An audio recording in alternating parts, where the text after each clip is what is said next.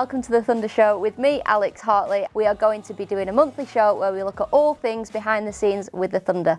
Today I am introducing Kate Cross and Emma Lamb. Welcome. Hi. Hi. Thanks for having us. How are you both? You very well? Yeah. Yeah, I'm good, thank you. How are you? Yeah, good, thank you. I'm a bit Other nervous than actually. fluffing all your lines. I hope they go out on a bloopers. I have been practicing as well. So, Have you? Yeah, You sure? Yeah, no. Lammy, you had an amazing final for Lancashire yesterday. How are you feeling today? Yeah, feeling good. Yeah, it's good to be back with the girls this week and playing the last 2 games for Lancashire. So yeah. Good to be back with the girls. She came back, and what did you get in your first game? What was it, 80? 80 not out first game back. Get my eye back in. You said I wasn't timing anything. Didn't feel great, but it's all right. And yesterday, 5 for 5. Oh, the yeah. best ever figures for a Lancashire bowler, so well done. Thank you. Before we get into that, how was both of your winters? So you've been away in Australia and New Zealand for the Ashes and the World Cup. Crossy, first of all, how was your whole trip? You were away for a very long time. Yeah, that's a really hard question to answer, because how do you summarise 3 months of not only your life but of cricket, where we've done an Ashes and a World Cup in one answer? It's too hard to do. I don't know how you've answered this when you've got back, but I've basically told people that it was a long trip. Like, that's just my go-to. It was just really long. It felt like a lifetime, didn't it? I mean, we were away for 3 months. Yeah. We were kind of semi-bubbled because of COVID restrictions still in Australia and New Zealand. And then it kind of climaxed in one of probably the best finals, best in terms of like runs scored and performances. And we were obviously on the losing end of it. So, yeah, how do you summarise that? You can't, can you really? No, Okay. it's too hard. Lammy, you were meant to be away for 3 weeks with the academy. You went over with the A team. You played in that A series. How was that, firstly? It was actually really good. I obviously starting off thinking I was going out for 3 weeks, like you said, and then that turned into 3 months, which was a bit of a roller coaster, as Crossy said. She said to me halfway through, she's like, I've run out of clothes. Yeah. I've run out of things to wear. So got a new bag and ended up filling that with loads of clothes when I was out there. So yeah, that was interesting. But yeah, the first 3 weeks were amazing being a part of the A's. I felt like I did well personally. I think we lost a few games. I think we lost all games actually. We lost all the games against Australia, but there was a few close ones, so some learnings there. But personally, I did well. I think that helped me get picked for the World Cup, obviously. So when you got the call for the Ashes game, so you played the last ODI in the Ashes series, was it Lisa that rang you, and how was it a couple of days before? Or? I think it was the night before the Ashes game. And how did you feel? Oh my God, I was so shocked. I was like, what? Yeah, obviously I was very nervous, but yeah, I was absolutely buzzing. I was so excited as well. It was, yeah, all the emotions in one. But yeah, didn't perform how I wanted, but I think I've got that one out of the way now. So I reckon that hopefully, happens to a lot of people, you know, especially batters. You make their debut and they go, oh no. Yeah. It can happen. Well, that happened. Didn't go great, but yeah, hopefully if it happens again, you know, it should be fine. I'll be more relaxed. And can I add something on that? I think opening the batting for England as well in a Ashes series where the batting was what let us down. Like, it was a really difficult thing for you to come in and do. Yeah, true. So, like, to perform at that level would have been incredible, but there was so much pressure on that spot anyway. Yeah. So that you almost, like, you couldn't have lost in that situation because no one was doing it well.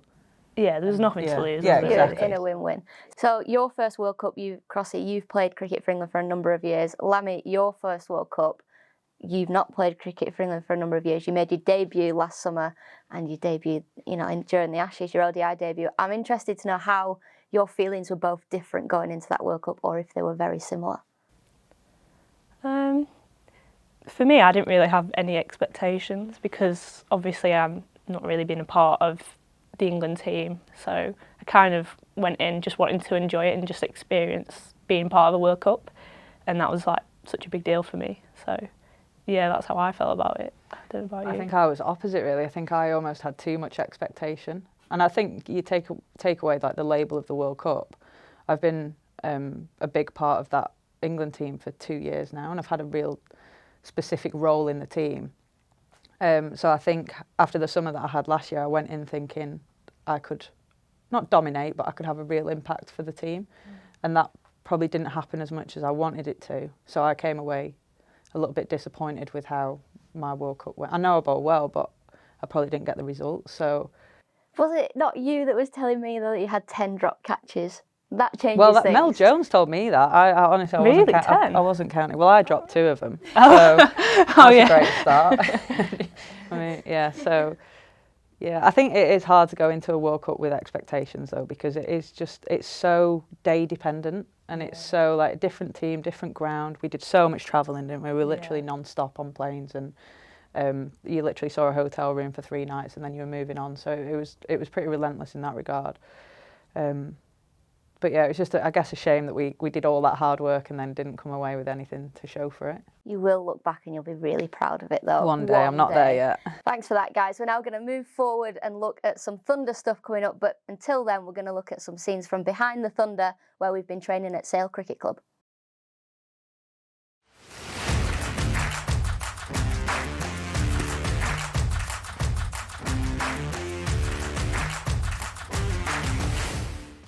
Can't wait to just get playing now. It's been an incredible start to the pre-season campaign, going to Dubai, which was absolutely amazing. The girls are all lovely, really got on with everyone, and just can't wait to join them all on the field and start playing.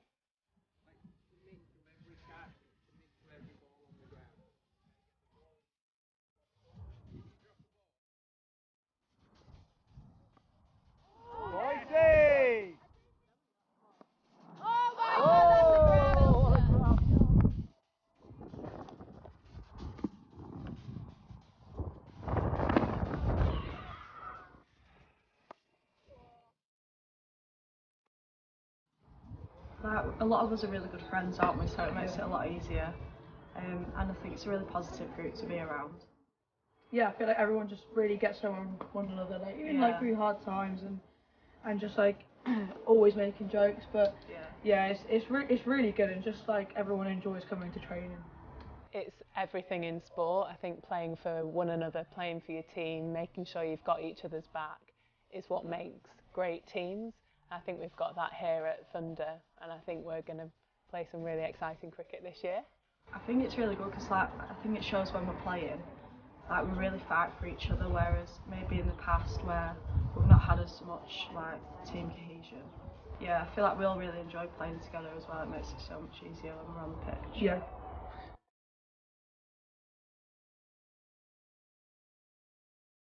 So that was us training at Sale CC, and you can see we've been gearing up, ready for the season ahead.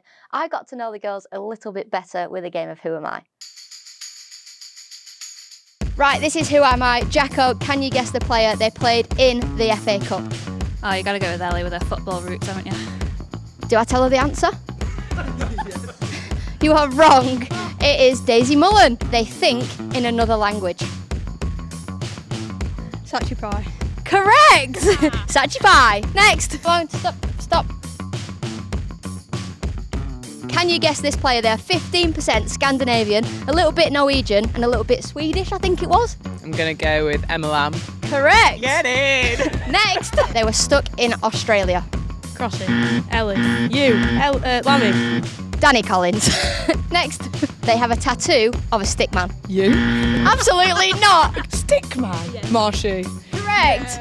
Laura Marshall. They complained to their parents that they'd never been on an aeroplane before, so they booked them a flight to Luton. Clue, you've played with her for a number of years. I'm 45 years old. I've played with everyone for a number of years. You? Laura Jackson. Really? Well, that was the rest of the squad. We're going to be getting to know Georgie Boyce a little bit better from around the ground. But firstly, Boycey, what's your interesting fact about yourself? My interesting fact is I've been able to ride a motorbike since I was 4. Talk me through that, how and why. So I've got an older brother who's 3 years older than me, and for his Christmas present he got a motorbike, and he weren't allowed it just for him, so at 4 I got myself one as well. Your brother got a motorbike at 7? At 7 I was 4 and my first experience of it was crashing it into the trampoline. That doesn't surprise me, Boycey. Should we go outside and get to know you a little bit better? Absolutely. Let's go. So, Boise, we've come for a lap around Emirates Old Trafford. It's got to be nice to be back, is it? Oh, absolutely. It's buzzing to be back and to be training here, and can't wait to get playing here in the summer. You've had a really, really good start to the Lancashire season. You've scored so many runs. What have you been working on this winter? So this winter we've all been working really hard, but in particular we've been working with Stephen Parry on my batting and just going into the season with a lot of confidence, and hopefully we can take this into the Thunder stuff. Well, you've definitely been playing really well. You went to Dubai on a pre-season tour. How was that for you and for the rest of the girls? For me, it was really good to get out of the indoor centre into some sunshine. Was really good, but also playing competitive cricket. And I think for the girls, it was some of the first experience they've had abroad playing cricket, and we all absolutely loved it. And it's been beneficial for cricket, and we've taken that into the Lanc season and bring on the Thunder stuff. Might be a silly question, but are you looking forward to the Thunder season? Oh, absolutely. Can't get going. We've worked really hard. We've had a good pre-season with Lancs, and now we just want to hit the ground running and win that first game up against Vipers. What are you looking to work on or achieve personally throughout this summer? For me, if I can score some runs and help the team win games of cricket, that's ultimately all I want to do. That's all I want you to do as well, Boise. We play a record number of games here at Emirates Old Trafford. It's got to be a good thing moving forward for women's cricket. Yeah, massive. If we can get on the big stage and put on some good performances, hopefully get some big crowds in and just promote women's cricket, it will only do a good thing for the game and for us. And your favourite thing about playing here at Emirates Old Trafford? Oh, it's got to be the wickets, hasn't it? Score some runs on them, don't we? Got to be. Georgie, go and enjoy some lunch. Thank you very much. Well, that has been the first episode of the Thunder Show. We're dusted. I've had some amazing guests. I want to see what you guys have been up to. Have you been playing cricket in your back garden? Have you been playing at your local club? Please get in touch with us at Thunder Crick on Instagram and Twitter. And I want to know what you've been doing. I'll be back next month. I hope you will be too.